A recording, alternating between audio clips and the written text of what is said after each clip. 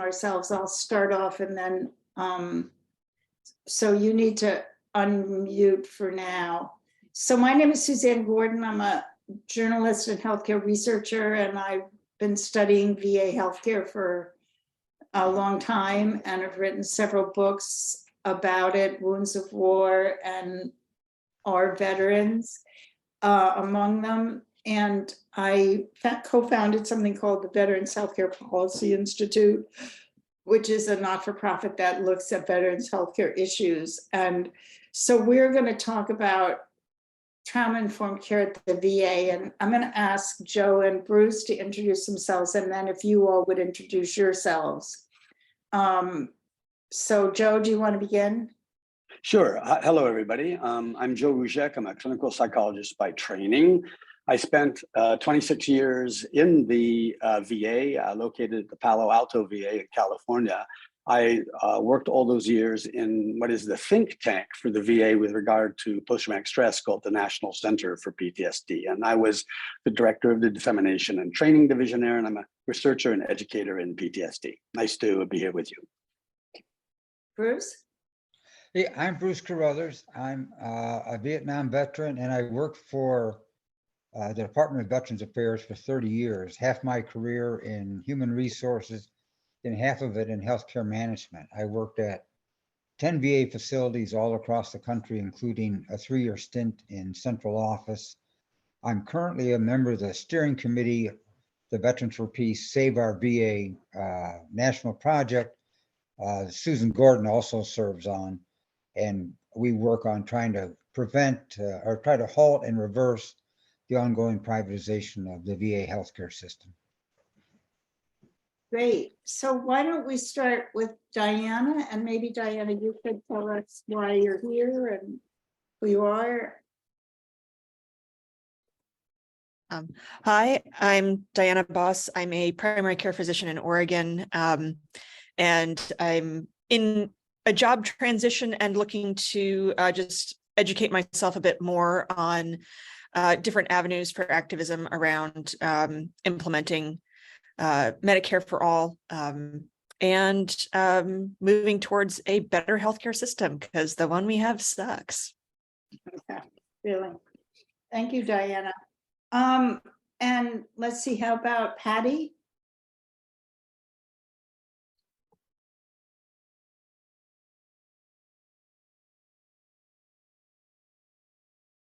Patty? I'm sorry, I couldn't get it to unmute. Yes, Patty, I'm a retired nurse. I live in Massachusetts, and I'm on the board of Mass Care, Campaign for Single Payer. I'm active in the Mass Nurses Association, and actually I have a special interest in this, in the VA, because when my short time that I worked at a Western Mass hospital, where we had a lot of veterans from the Western Mass VA, I got a sort of a bird's eye view of the problems of linking the VA to the private sector, and also all the losses at the VA were astounding. And initially, I also worked a little bit on saving the VA in Western Mass. Right, that was during the recent recommendations of the secretary to shut it down, right?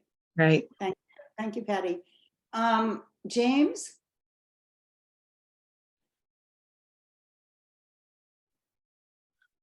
Yeah, my name is Jim McGee. I am with the Labor Campaign for Single Payer. I had actually read the book Best Care Anywhere when it first came out some decades ago, I think, and have tried with not a whole lot of success to kind of understand what's been happening since. So, Well, you might want to check out, I'll put my books in the chat, and also the Veterans Healthcare Policy Institute. thank you. And Marcia? Sure. Hello, everyone. My name is Marcia Stedman, and I'm active with Healthcare for All Washington, and a board member there, where we are actively participating in our state's Universal Healthcare Commission that is going to be setting up a plan for our state-based universal healthcare, universally publicly funded. And we're very interested in, well, okay, so well, I want to learn more about what's going on with the VA because we're thinking of not folding in the Veterans Administration in the beginning with our plan, waiting to see what develops and if we can get waivers from, I don't know, whatever. The waivers are very complicated. So hopefully the Ro-Khanna's bill will help sort that out if the how to deal with the Veterans Administration is included in his bill. I have not seen the updated one yet. So I'm really pleased to be listening into this. Thank you for having it. Mary, what is your name?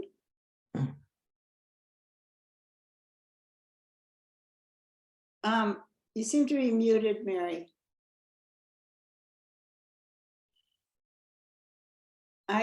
I can't hear you. I'm so sorry. Asked to unmute. Can you unmute, Mary? All right. I finally found it. Okay, great. Sorry.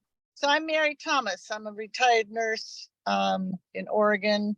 I'm part of the HCO chapter for Rogue Valley in Oregon. I worked in acute care for 49 years and saw how awful our healthcare system is. It was better when I started nursing, but it's not now. And we just need to fix it. So anything I can get, I've got family members in the veteran system and can see how much better they're being taken care of. So, and I'm going to Great. have to mute myself because I am traveling with my sister. And so I'll be watching from my phone in the car. Great. How about Cindy? Hi, just newly retired from, I've been an RN for 43 years, acute care, Phillips Eye Institute, Minneapolis, Minnesota.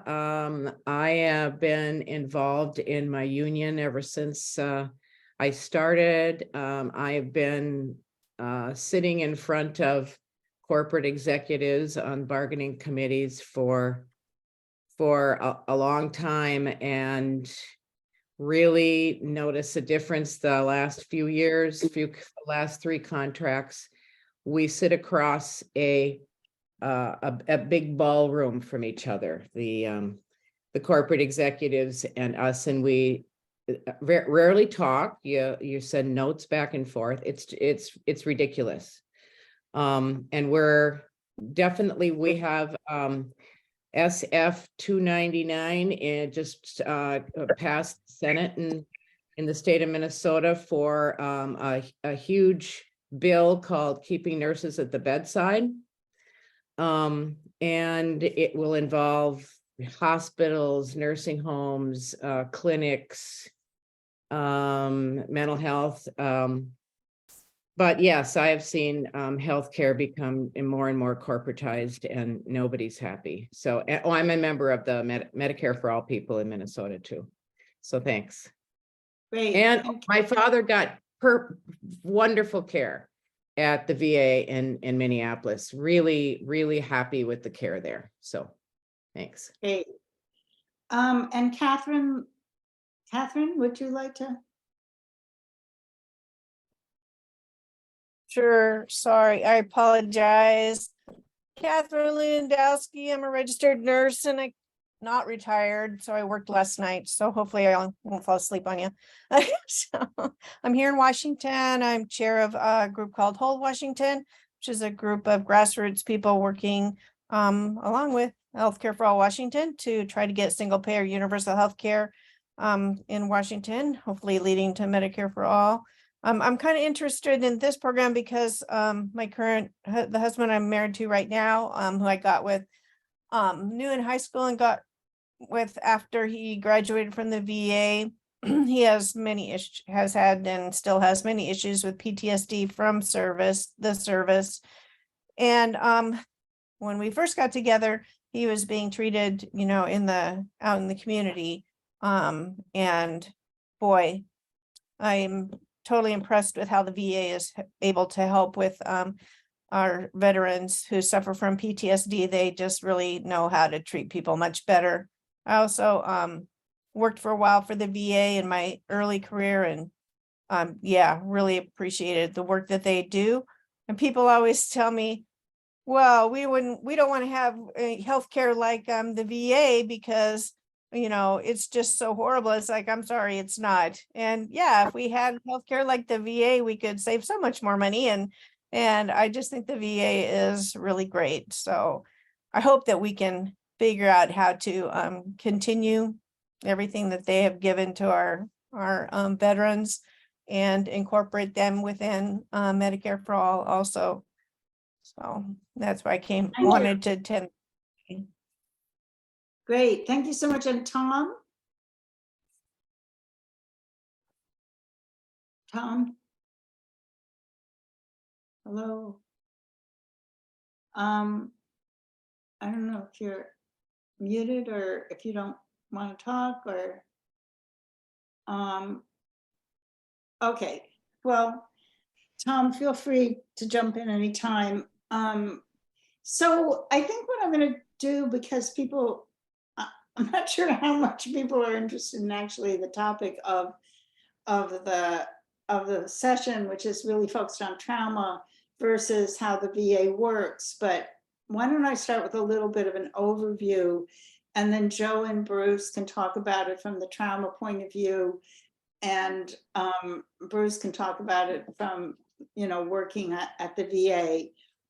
If you want to know more about how the VA works, Phil Longman's book is very good. It's much more about health policy.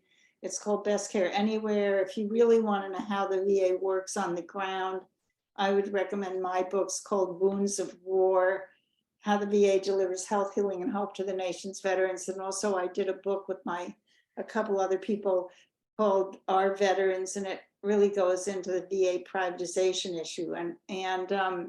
So why don't I just begin by giving a kind of overview of the VA, and then I'll end with a little bit about trauma, because the VA is, you know, it's run by the Department of Veterans Affairs, which is one of the five. It depends, is it the second or third largest? It's not clear, largest department of the federal government after the Department of Defense. It's not funded by the Department of Defense. It has its own budget. The VA runs the Veterans Health Administration. The VA stands for the Department of Veterans Affairs, not the Veterans Administration. The Veterans Administration existed between 1930 and 1989. The VA stands for the Department of Veterans Affairs, and it runs four, the largest healthcare system in the country, the only fully coordinated healthcare system in the country, the only publicly funded and monetized healthcare system in the country, which is the Veterans Health Administration, which takes care of about 9 million veterans. There are eligibility requirements that limit access to the VA because we, the American public, and Congress refuses to pay the full cost of the military and war. But the VA delivers basically whole health services, from discharge to grave, to the largest stable population in the country. It delivers clinical care to veterans, and it also has three other missions.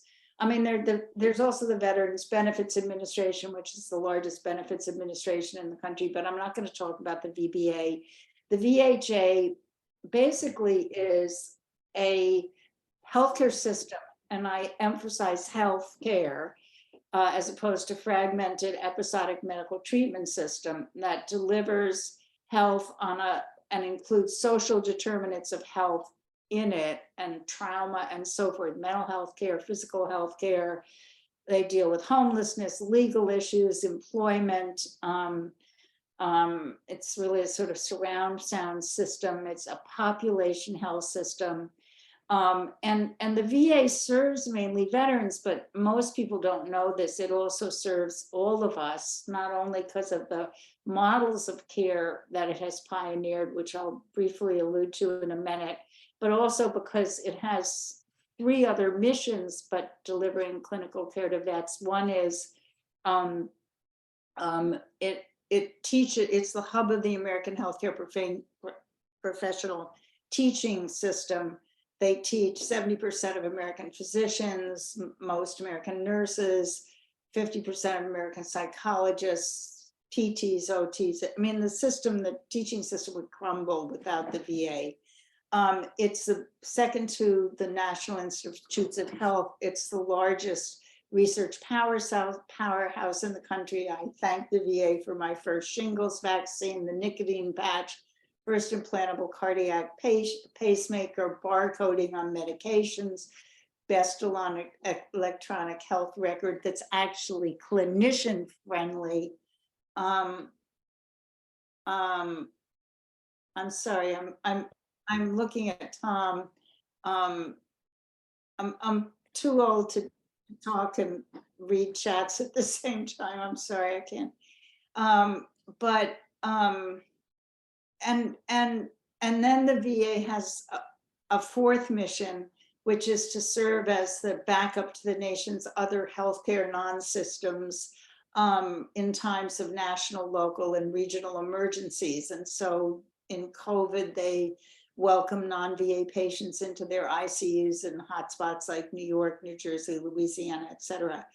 And you know, the VA is a population health system. It deals with a very specific population, Bruce being one of them, Joe knowing a lot about this population, very specific population. So, you know, when you come to Medicare for all and issues, you cannot eliminate the VA and kind of absorb it into the rest of the system. It'd be like eliminating pediatric hospitals, you know, or oncology hospitals. So, I mean, we could go there and if we get to this in questions, but you don't want to do that. You really, really don't. But the VA really is a system that, you know, I believe it should be VA for all, not Medicare for all, because Medicare is a payer and not a, you know, it doesn't provide care. And so you can't really innovate under a Medicare for all system, even an improved Medicare for all system, because you still have, you know, 785,000 doctors, 6,000 hospitals, you know, blah, blah. The VA is able to innovate because it delivers and pays for care. It has a clinical care budget of something like this year, $128 billion.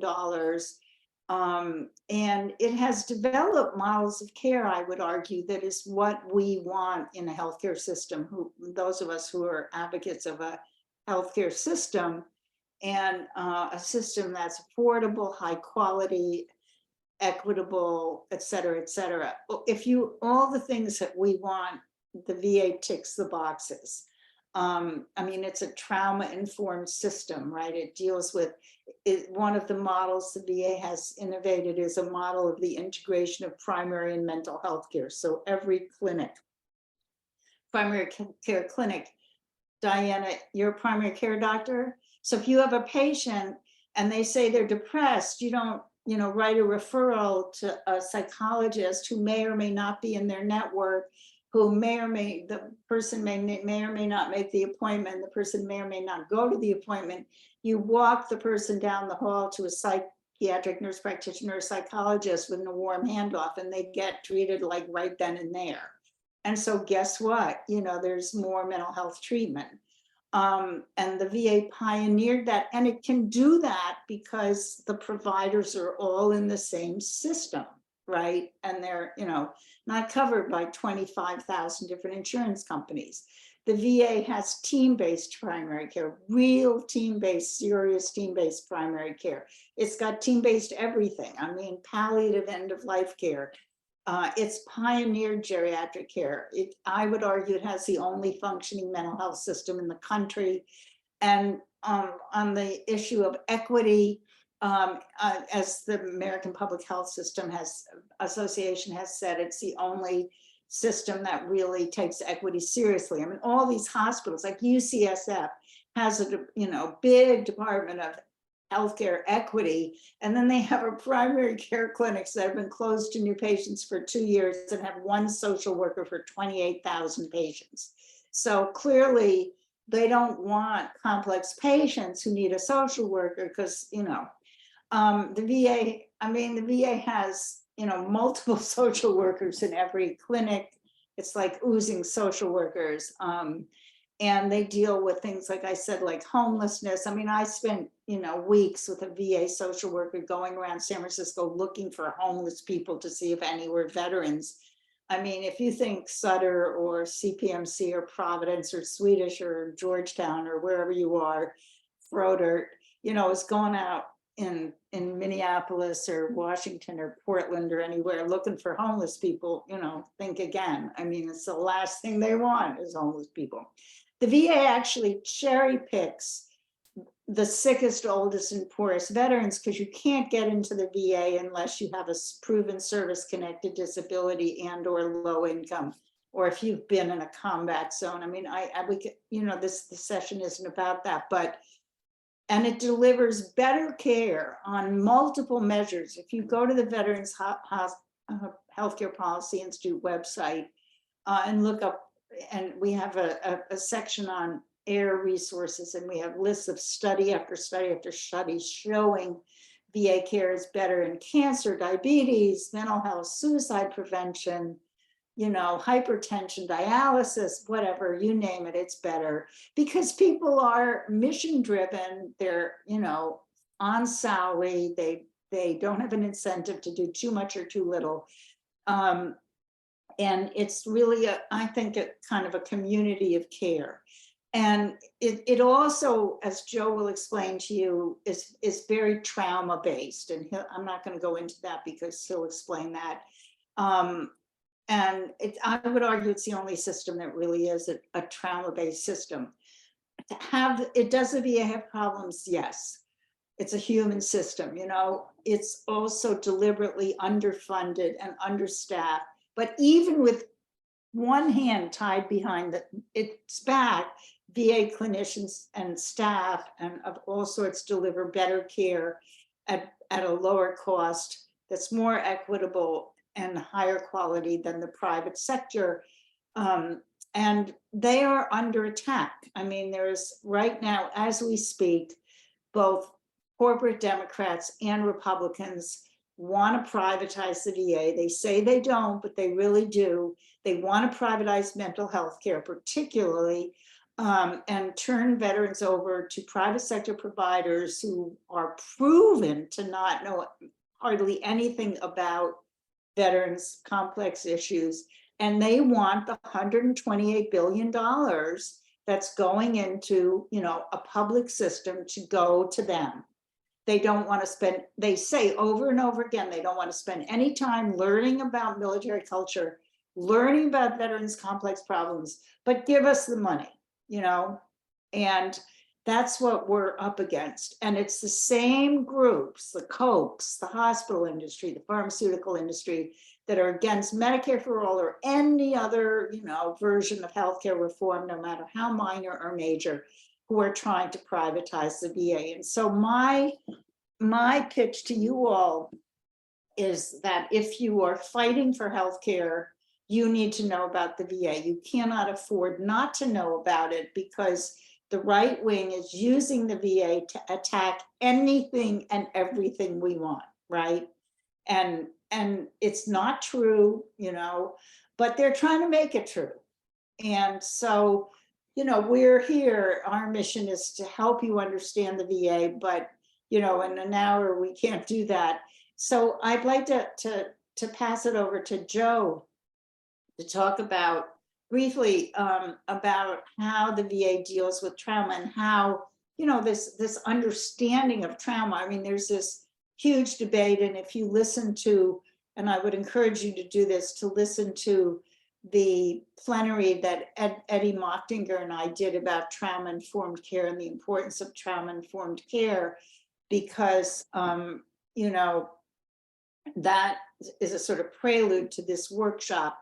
And we know increasingly that trauma, you know, you don't have to have gone to Iraq to have trauma, right?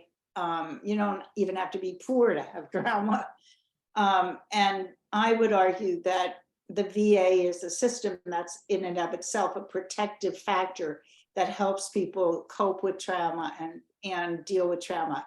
And I'd appreciate it if you want, if you would all put your emails in the chat, and I could then, you know, if you're interested, put you on a list for articles that I do or things that might better inform you. We have some fact sheets coming up that might better inform you about the VA. So I'm going to pass it over to Joe.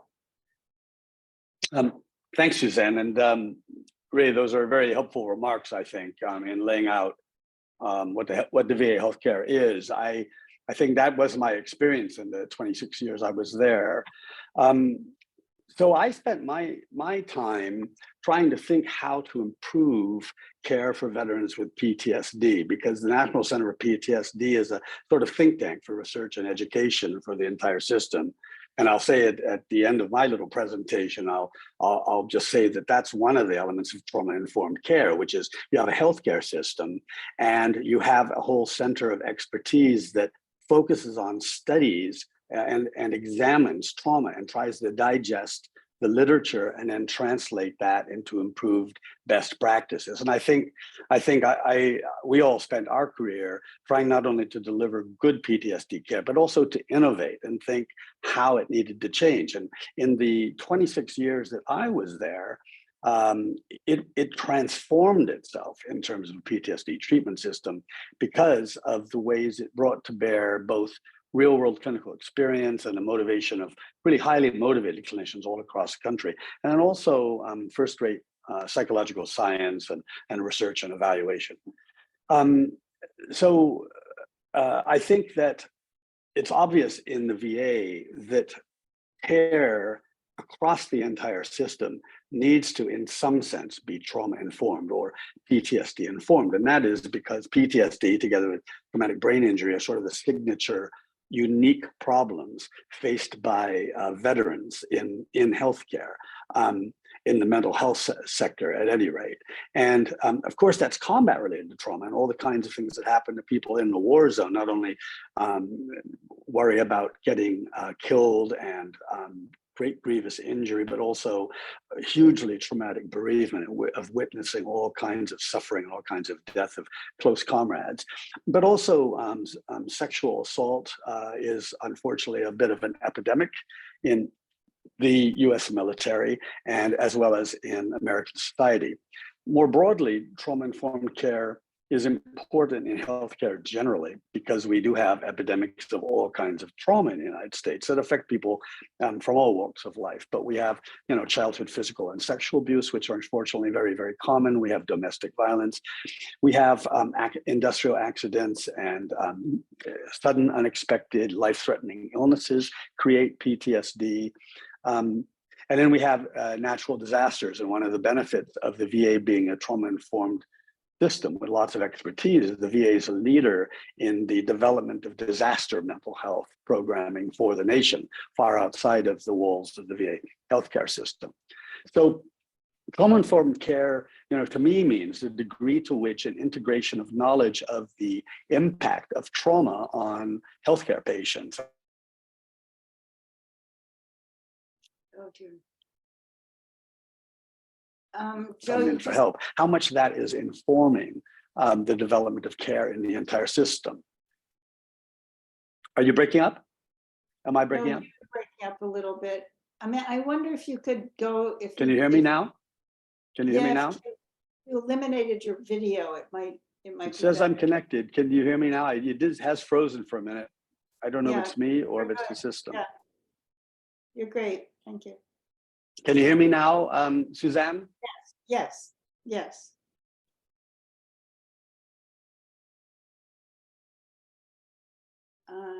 Joe. Oh, wow. Conference one, what do you think he should do? Joe, you're frozen. All right, let's wait for Joe to unfreeze, and Bruce, you take over.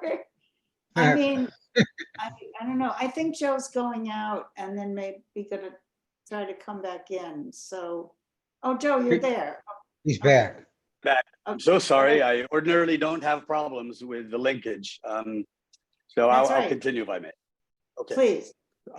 Okay. I keep fingers crossed that it works. Yes.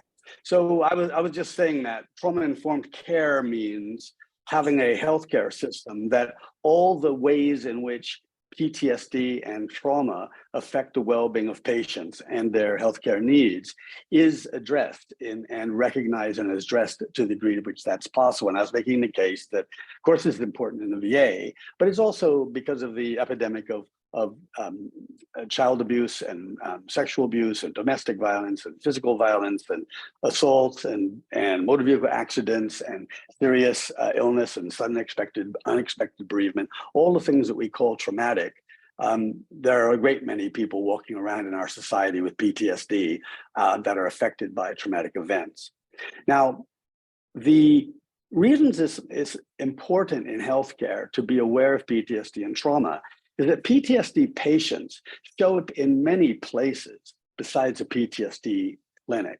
Now, one of the things that's, of course, PTSD informed about the VA is it has a nationwide system of PTSD, specialty PTSD clinics. In general, in mental health care outside the VA, there's no specialty system of specialty PTSD clinics. There's general mental health.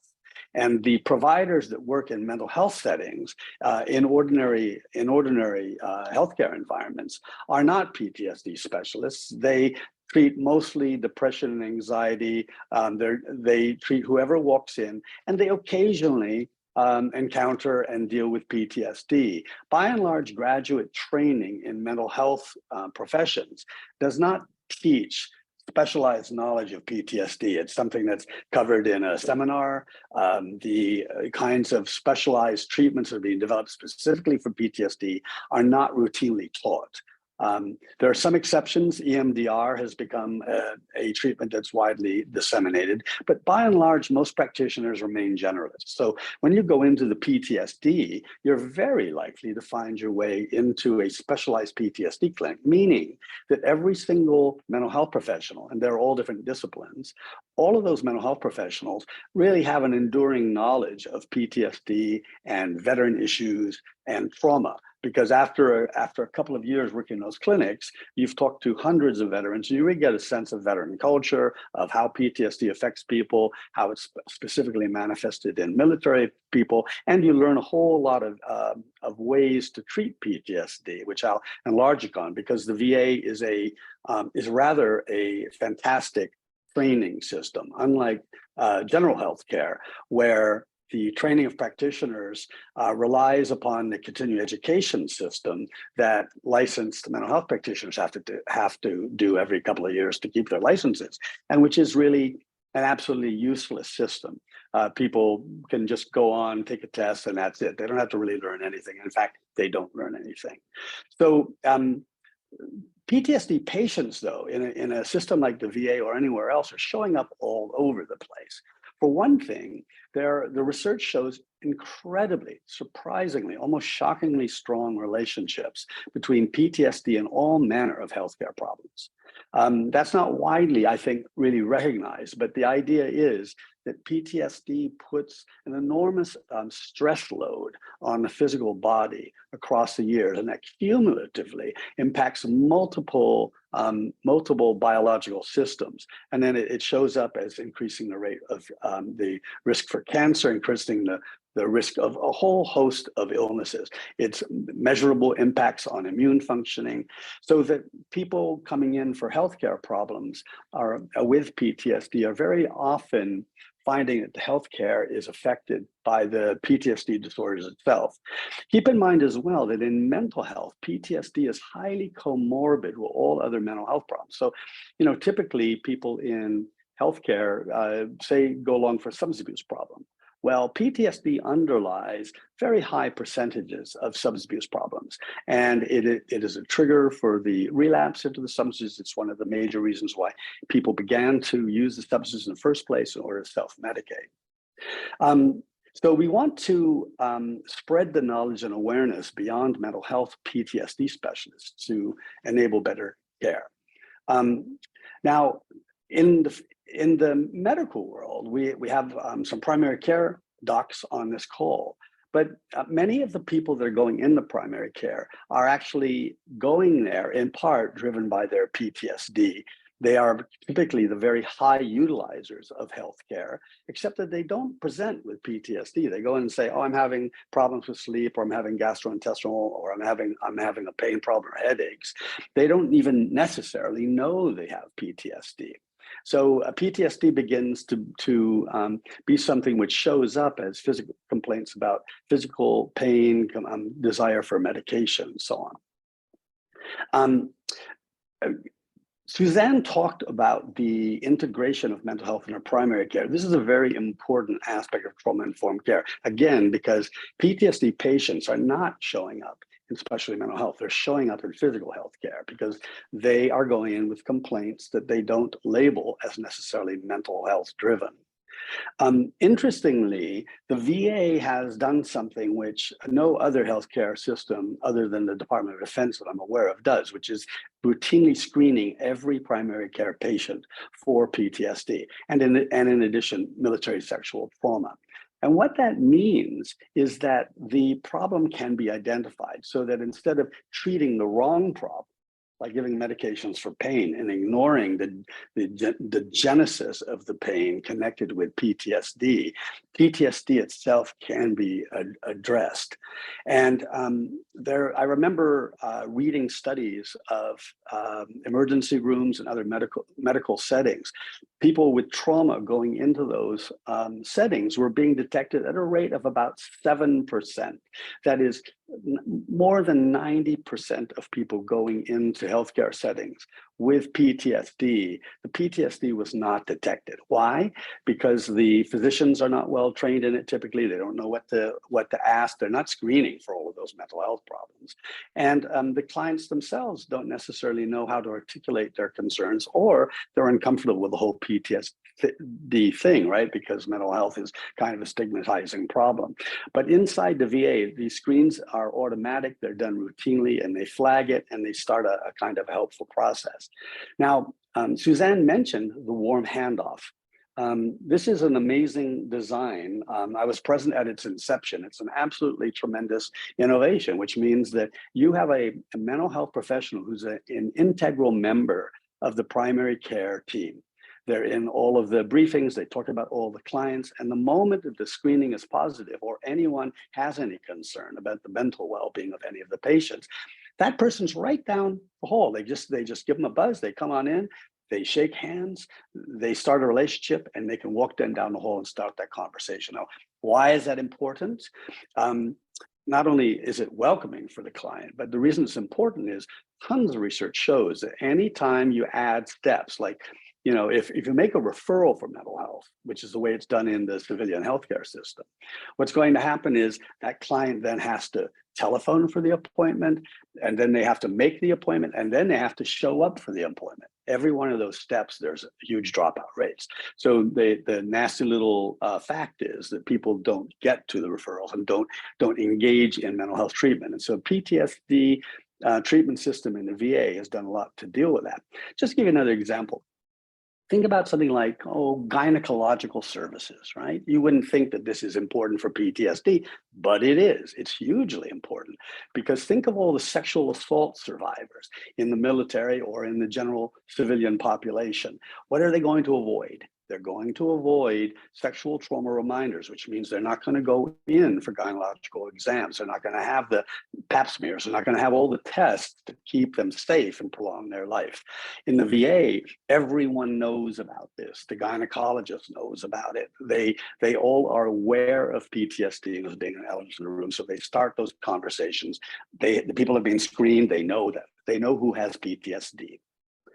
Now, it is also true that mental health out in the civilian sector doesn't detect or deal with PTSD effectively, right? If you go in for mental health counseling and you're not in the VA, you're probably going to be diagnosed with something like anxiety of some kind or of depression.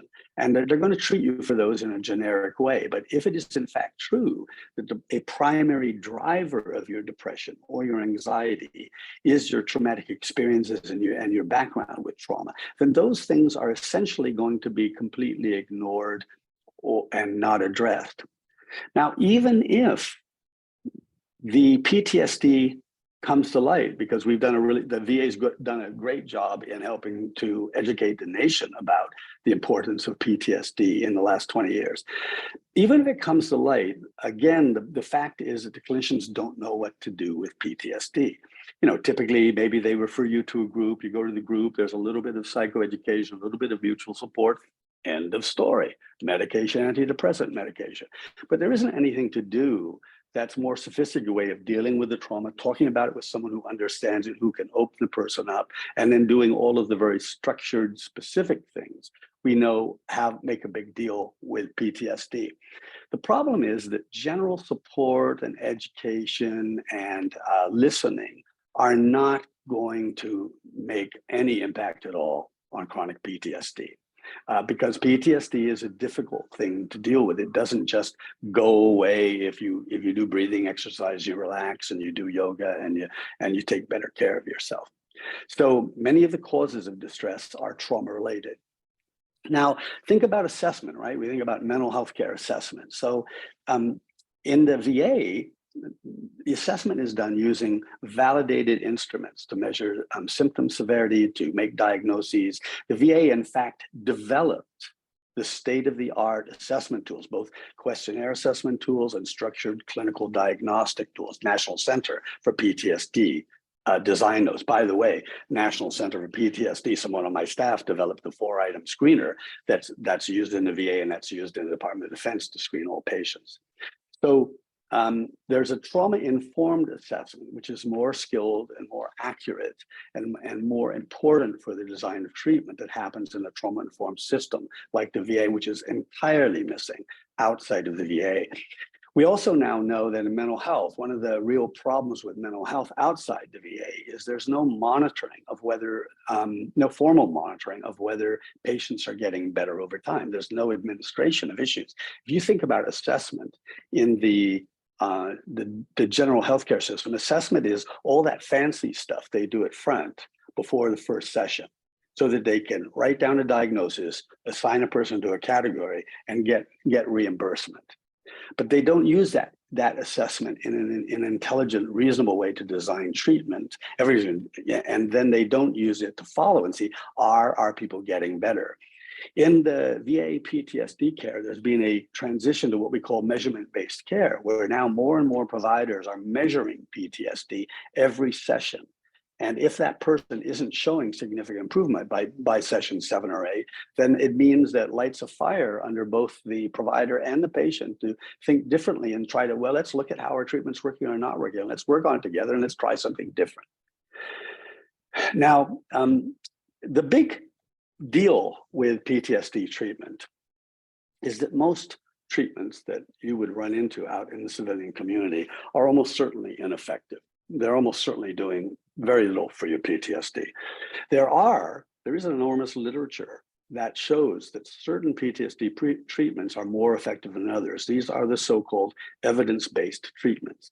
Now, the VA is a leader in these things, in developing them and establishing what they are. For example, the VA provides, jointly with the Department of Defense, a set of clinical practice guidelines. There are about 8 or 9 clinical practice guidelines in the world that are the authoritative guidelines about best practices in PTSD. And the VA is as one of the leading set of clinical practice guidelines. Others are created in Australia, others are created in England, and so on. So in the VA, we've identified prolonged exposure therapy and cognitive processing therapy to structured research treatments as being likely to be significantly effective for people. So what we did is we put our money where our mouth was. We educated the entire workforce. I personally oversaw the prolonged exposure training initiative for 13 years. And we trained 3,500 clinicians in an evidence-based PTSD treatment. And it wasn't the kind of training you're going to get out in the private sector where you go to a workshop and that's it. The research shows that those trainings do nothing.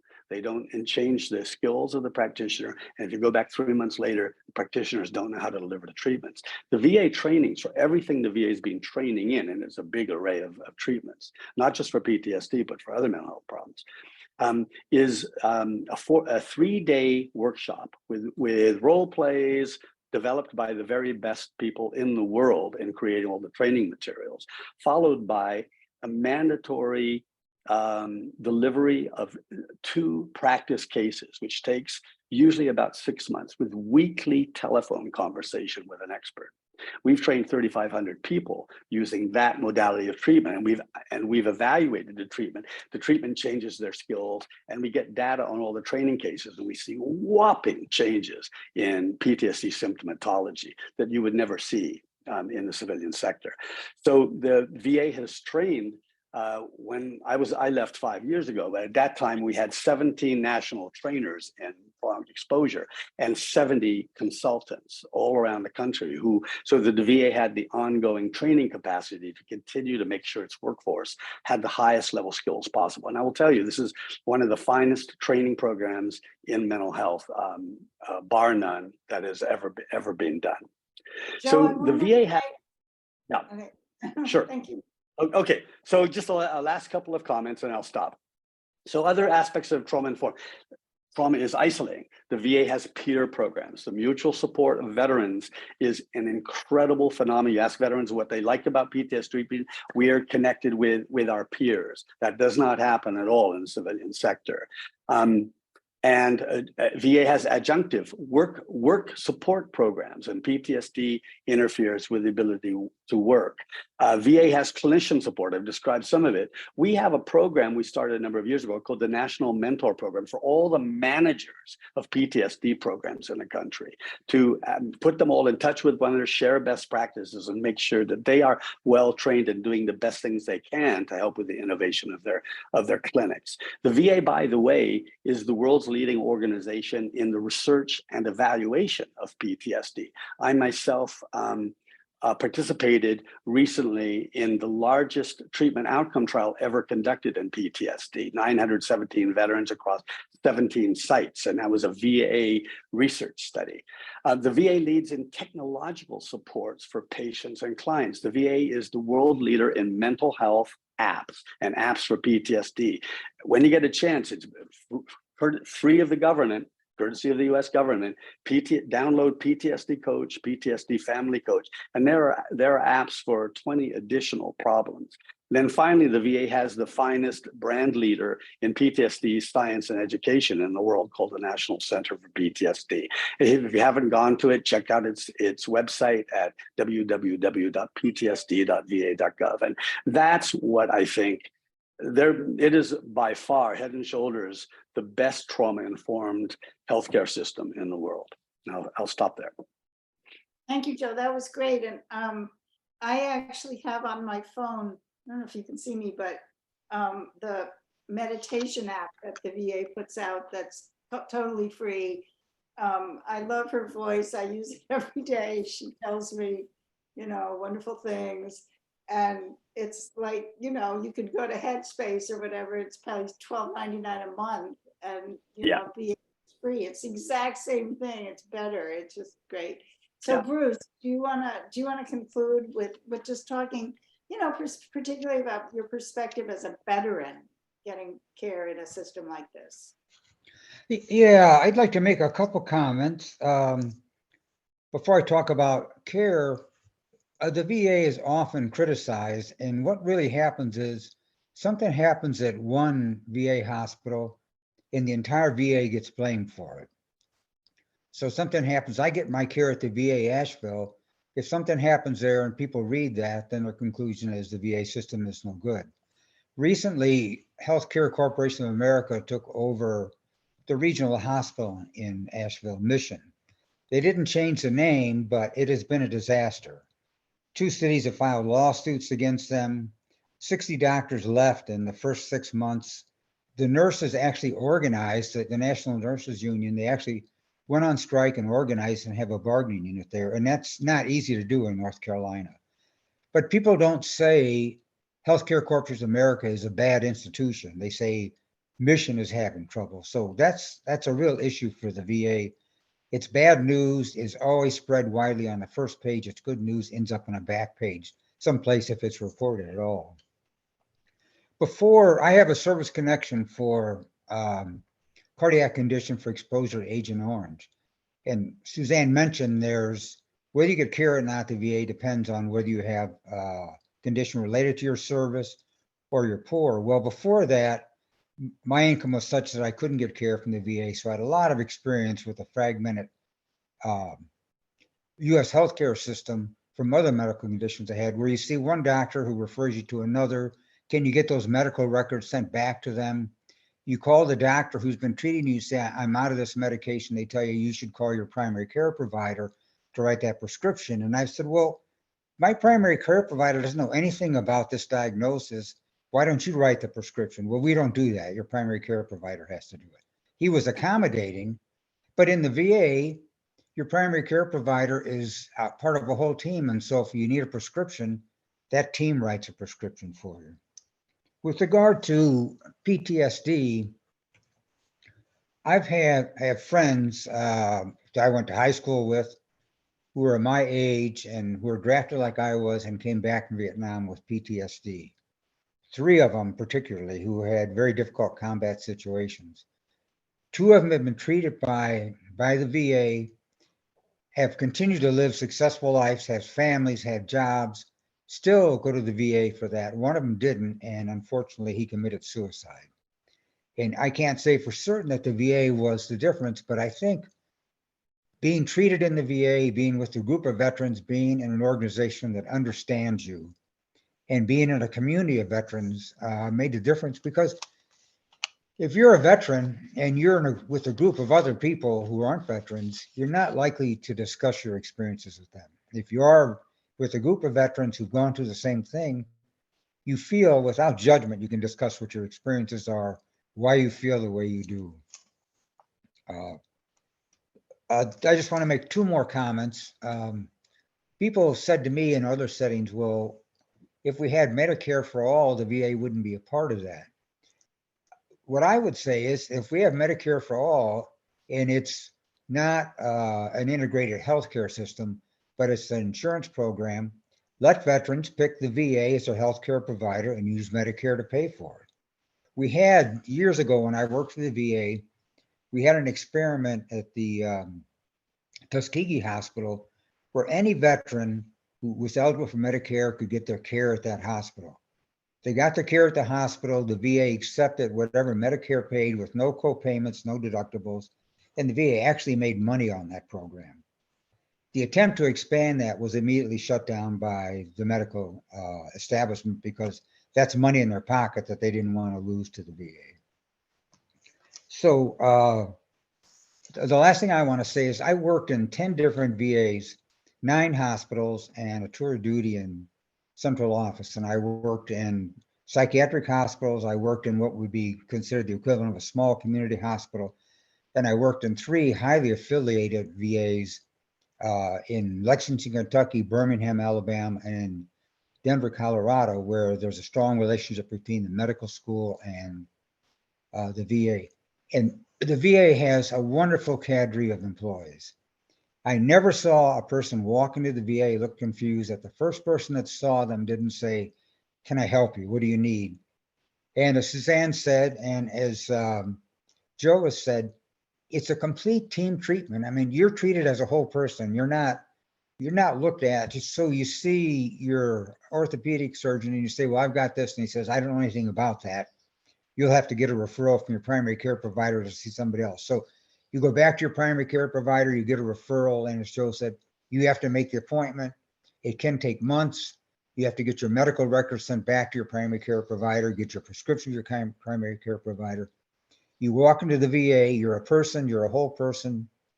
You're treated as a whole person by everyone. And the attempt to privatize the VA really jeopardizes a system that if Americans had access to the same system that veterans have in the VA, they would say, why don't we all have this? Why do we have to go through this horrible fragmented system we have? Why can't we have an integrated healthcare system where everything that's wrong with me is treated, and my family's involved in it? I mean, I'm a whole person here. I'm not a knee problem. I'm not a cardiac problem. I'm not a mental health problem. I'm not a back problem. I'm a person, and all these conditions are treated. And as Joe so wonderfully explained, these are all interrelated, and they may be related to psychological problems I have, and all those are treated.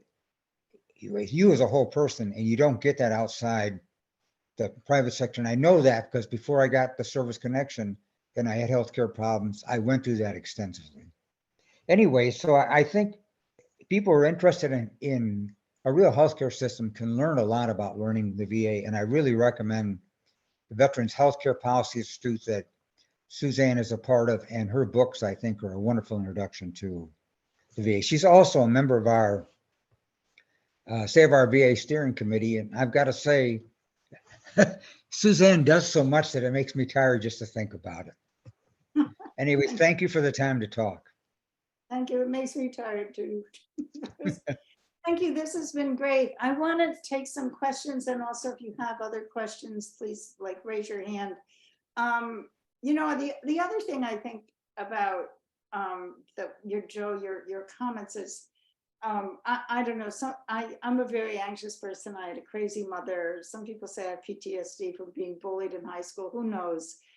But I'm a wreck sometimes. And I have to say that I've just changed primary care doctors because my old one retired, because they're all disappearing. You know, it's the disappearing primary care doctor. And I've gone to this new clinic, and it's a traumatizing experience. I mean, if you didn't have trauma before you went in there, you have trauma when you leave. I got there once 10 minutes late, and she wouldn't see me because I was 10 minutes late. And it's made me, I don't want to go back. You know, like I had to get my ear washed out for earwax, and it really took me convincing myself to go back to get care, which may be the point, you know, except it is fee for service. I mean, but I think that one of the things that Eddie Mochtinger talks about is that the primary care crisis has led to primary care practice as being traumatized, like people, you know, they relate to you like a person with PTSD relates to people, you know, on the street, and it's just incredible. And so I think the VA's community of care, not just for patients, but for providers, is really critical. I just want to answer this one question about the expanding services for vets in rural and underserved areas. And the problem for rural veterans is the same problem for rural people.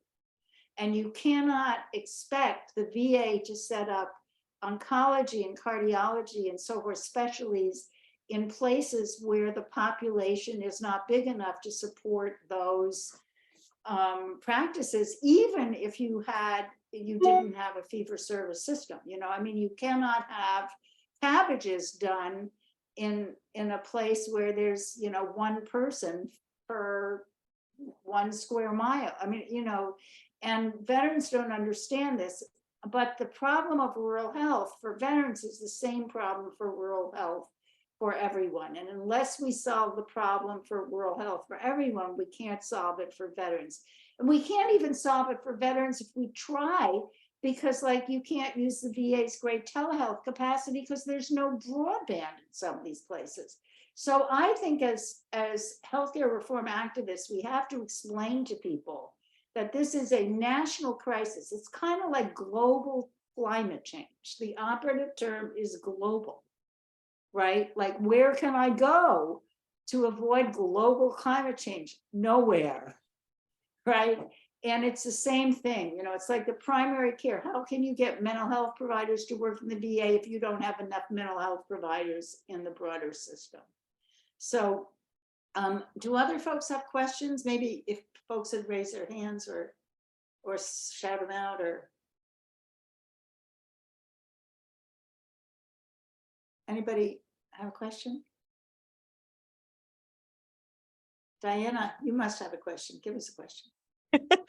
It's not so much a question as a comment. I mean, I think the just coming from the other side of working in the, I'll call it the private sector, I will just affirm that all the stuff you guys are saying about the barriers to care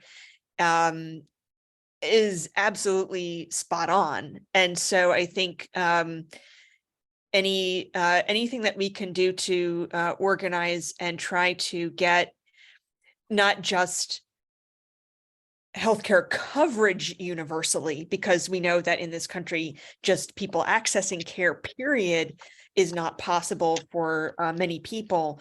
But with the goal of having an integrated system would be ideal, because again, as folks have pointed out, even if you just say, here's your insurance card and go try and get through the system, we know that people really struggle to navigate the current system of healthcare. And it's a huge problem. And until you are forced to have to deal with it and navigate through it, I think a lot of folks just don't realize how broken things truly are. So I just wanted to say this has been very affirming and thank you. Well, and please, sign up for our newsletter at the Veterans Healthcare Policy Institute. I'd love to talk to anybody offline. I'll put my email in the chat.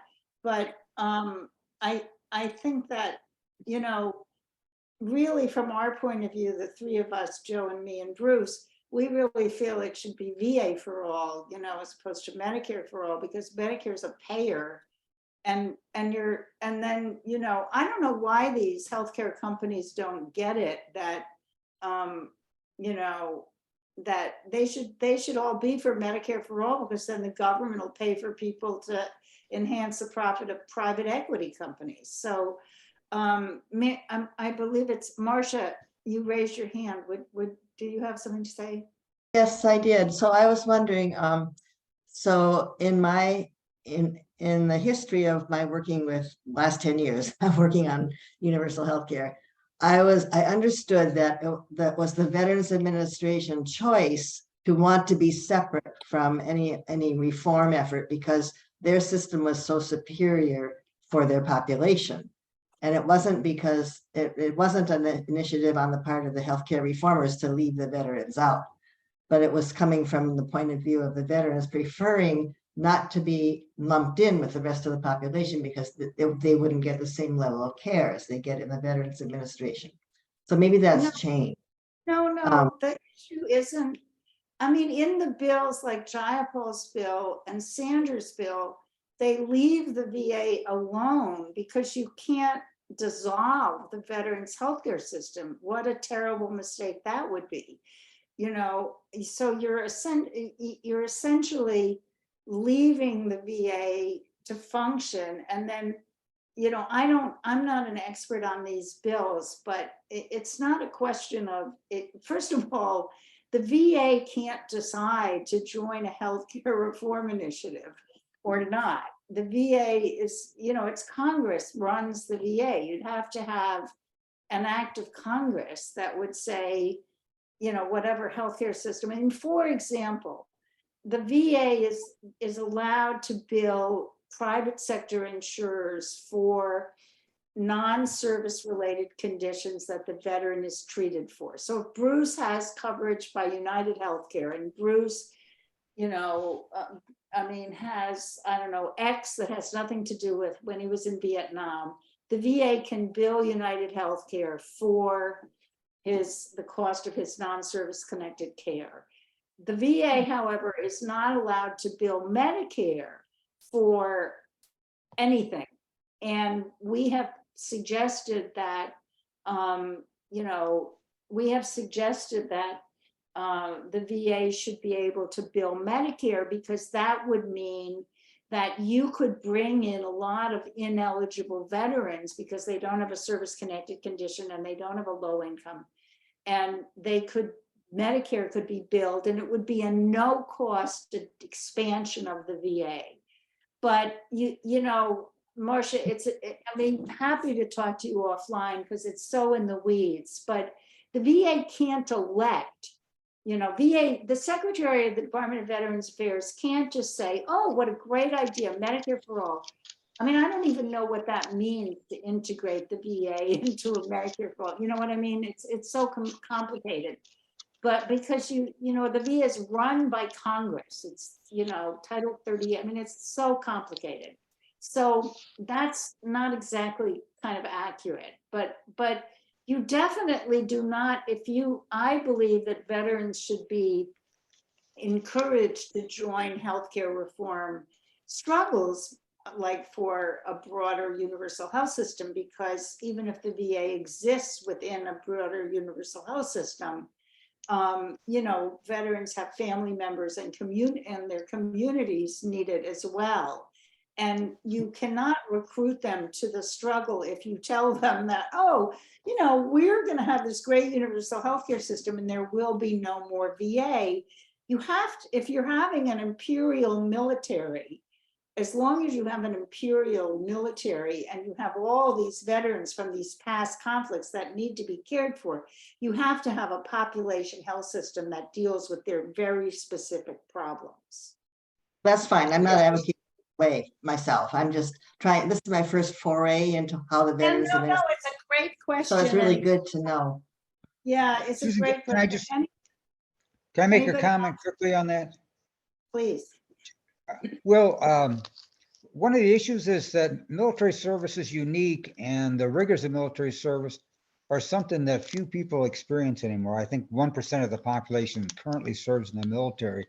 It's difficult, as Joe mentioned very effectively, it's difficult for providers to take care of the veterans. And so if I have a panel of 100 patients and 2 of them are veterans, I'm not going to be very interested in veterans issues. If all my patients are veterans, I'm going to know about them. I'm going to be trained on, I'll have experience. So it is, unless you've been in the military, it's difficult to understand, especially if you've been to a combat zone. It's really hard, I think, for most civilians to understand how important the VA is to people like that. And we only know about Agent Orange because of the Agent Orange registry and VA research. We will only know about what happened to all these post 9/11 veterans who had toxic exposure and traumatic brain injuries if the VA continues to follow them and do research on them. Nobody in the private sector will do that. If the VA is gone, all these people have experienced these things from post 9/11, from 3, 4, 5, sometimes 6 deployments, they're going to be out of luck. So if we're going to, like Suzanne said, if we're going to continue to have a military like we have that has some 600 posts around the world, we need a VA to treat those people. Absolutely. Thank you, Patty. You're muted, I think. Yeah. Hi. Yes, I appreciate that comment, Bruce. And I've been active in the Medicare for All movement for a very long time. And I feel as an activist and as a nurse that it's the VA, the issue of the VA and the existence and the relationship to other, to the payer system is always sort of brushed over, and I feel that myself. I feel that I'm always saying, well, wait a minute, let's talk about the VA. And then people say, oh, no, that'll be fine. We'll just do a wraparound serve and be able to just do this billing. But Suzanne then said something that I didn't know, which is that the VA can't bill Medicare. So I'm thinking about like long-term care. The VA provides long-term care, but in private facilities. But how does that work? It seems like it's so the VA is paying? So, yeah, I mean, this is such a complicated question, Patty. Yeah. If you talk to me offline, let me put my. No problem. I was thinking of all these things now. I mean, the thing is, you know, I'm not sure if we have to end exactly at 1. Can somebody from the conference? Wait a minute. I'm putting this in. Yeah. So I mean, the thing is, the VA does provide nursing home care, and for eligible veterans, they do have contracts with some private nursing homes. So, but they don't bill Medicare for that. So Yeah, again, I see. it's very complicated, and it would take way too long to answer that question, but I really believe actually that somebody, Jim McGee, I believe, mentioned Phil Longman's book, and I believe that one way to get to Medicare, to a universal healthcare system is to have to follow Phil Longman's idea, which was that you should include in the VA, allowing people to go to the VA, the 11 million veterans who aren't currently covered because of the eligibility requirements and their families. If you expanded that, you'd have 20 million people who are 19 million people who are veterans, and multiply 19 times 2, 3, or 4, you'd have 40 to 60. No, you'd have 60 to 80 million people in a universal healthcare, socialized universal healthcare system who understood what that looked like. And I think that there's a thing against incrementalism in some of the single payer movement that I think can be counterproductive. But I think that if you added that number and then you lowered the Medicare age to 55, you'd have a whole lot of people with a big stake in a socialized medicine system. The VA isn't like exactly a single payer but it's definitely a socialized medicine system. So anyway, I think we're supposed to end because Yes. it's supposed to go to 1. Is that correct? Right. And my panelists have been very, Joe and Bruce have been very lovely in donating their time and their expertise, but we are available. I put down my email. I'd love to hear from folks, be in contact with folks. I would encourage you to go to the VHPI website, veteranspolicy.org, and sign up for the newsletter. I've actually taken the liberty of signing the folks who gave me their emails up, so hopefully you'll get it. And we'd love to hear from you. And Bruce, do you want to put in the SOVA info, or did you already put it in? I did. I can put it in again.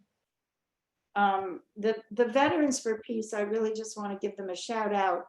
Veterans for Peace, Save Our VA Committee has been a national project, has been amazing. And so thank you so very much for coming, and thank you, Joe, and thank you, Bruce, and thank you all. I hope we hear from you soon. Take care. Bye, everybody. Thank you. Bye-bye.